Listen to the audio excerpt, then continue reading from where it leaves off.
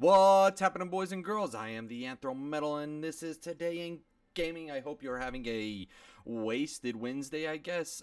Not hopefully too wasted, because you need to be, you know, anyways.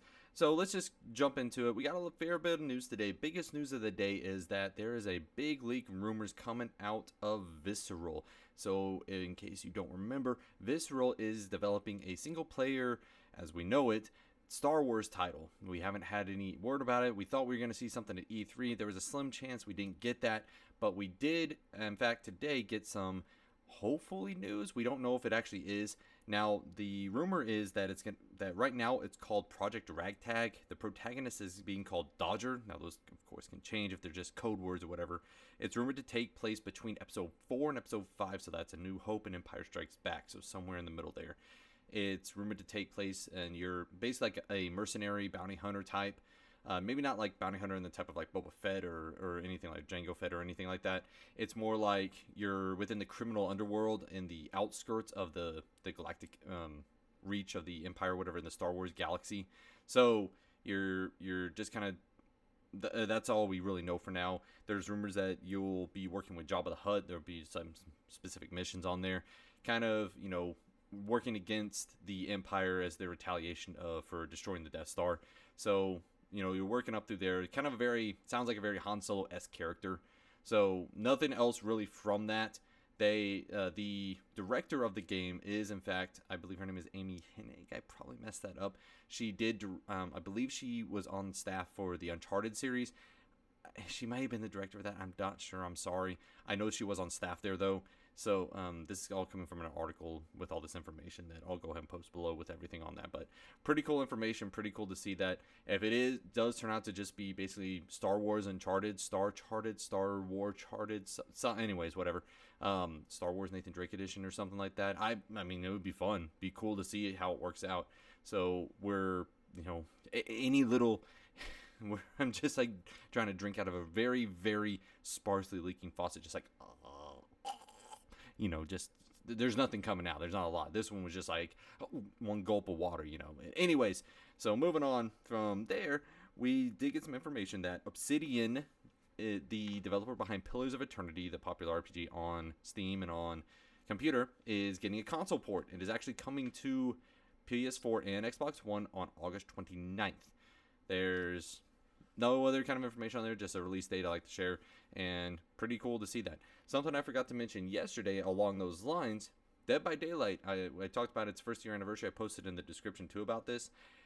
To celebrate their 1 year anniversary, they came out on console, both PS4 and Xbox One. Dead by Daylight is now out in the store. It's $30 on the Xbox One store. I know that because I checked it myself. It's probably the exact same on the PS4 store, and that's, of course, US dollars. So do your weird magic conversions and stuff like that to figure out what your price is if you're overseas or abroad or in somewhere other than, America. So, yeah, and that came out, and it's, yeah, I can't wait to jump into it on console, see how much different it is. Hopefully it's a lot better than the 7 Days to Die Daylight, right? That's what it's called? Yeah, because that one was, like, missing so many things. And next thing is that City Skylines. If you remember City Skylines, it was basically SimCity, what SimCity was supposed to be when it came out, and it took off really fast, really awesome on PC, and then took off again on Xbox. It is now getting a PS4 port, and so it will be coming out soon. There are no other dates. They're just saying that it is coming out soon. It is getting a PS4 port.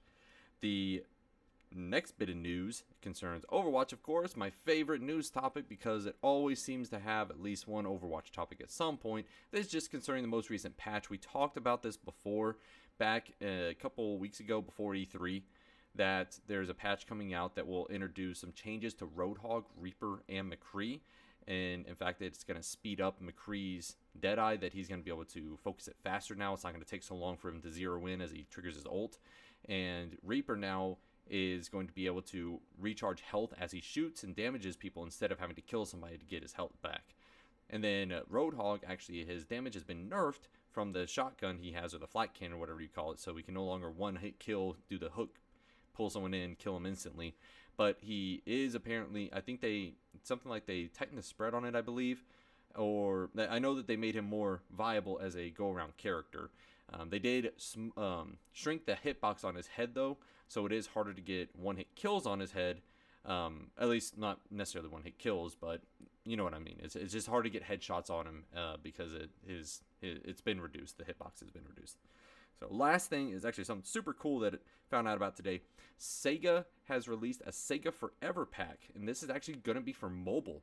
So for Android and iOS, you can download Sega Forever, and then it has a whole slew of games, anything from Master System up to, they said, Dreamcast, that they will, basically anything that was on their hardware, you'll be able to download games and play them on your phone. Now, the majority of them will be free, but they will be ad-based. Actually, they said all of them will be free to start, but of course, there'll be ads playing through them. You can remove the ads per game for about $2 per game. So you want to play Sonic Hedgehog 2, you can load it up, play it, pay $2 to get it, and it's yours, you get to play it. And I believe all Sega games are, of course, saved to like a cloud-based service, so you can just take it with you wherever you go. That it's super cool because I grew up on Sega, so I'd love to return to some of those things and see how they are. I know that the other ones, some of them have gotten ports, and that's great, but it's always just a cool nostalgia trip to see some of those old things come back. Anyways, that's going to do it today. Did I miss anything? Is there any story that you thought I should have covered and I missed? And we're in the post E3 now, where everything is just kind of falling into place. Little bits and pieces are just, it's like watching a crumbling building. You're just like watching brick by brick fall off, and then you're just like, oh, that's gonna, we're gonna get a lot of stuff soon. Like when it crashes, it's the release dates and stuff like that. But anyways, that's all I got today. I really appreciate you tuning in. If you're new here, please like. If you learn something, if I spouted off some conversation or something, what do you think about all this? Are you excited about anything?